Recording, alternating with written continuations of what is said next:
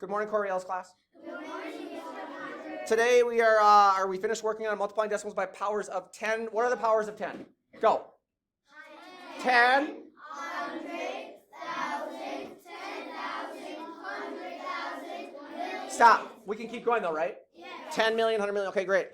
We have base and we have exponent. Do we know the difference between the two? Yes. What's bigger, the base or the exponent? The base. And what's bossier, the base or the exponent? Exponent.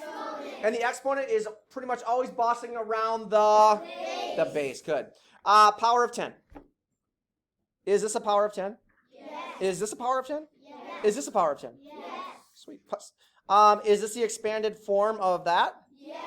And is this the final answer of that? Yes. Okay, so powers of 10 always are dealing with the number 10, right? Yes. Or you just keep on adding zeros. When I have 10 to the power of 3, what's my exponent? 3. So my final answer actually has how many zeros? 3. When I have a power of 2, when I have 10 to the power of 2, what's my exponent? 2. How many 2's does my final answer have? Or how many zeros does my final answer have? 2. So when we have a power of 10, the exponent is telling us how many zeros to add, yes? Yes.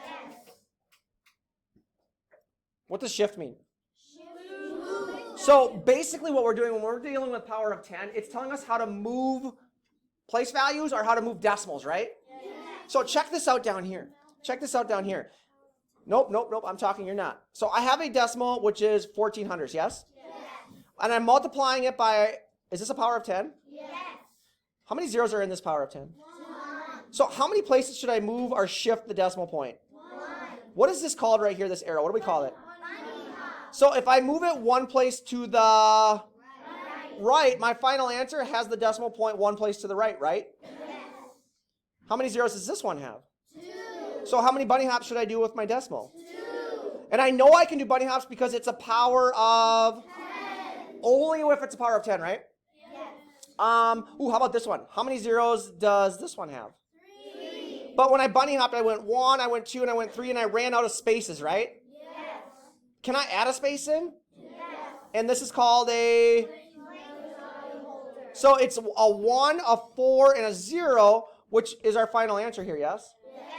Okay, check this one out. This one is actually a power of 10, but it has an... 4. It has a what, though? What is that? Exponent. So how many bunny hops should I do if the exponent's 4? 4. 1, 2, 3, 4. I have some blank spaces, yes? Yes.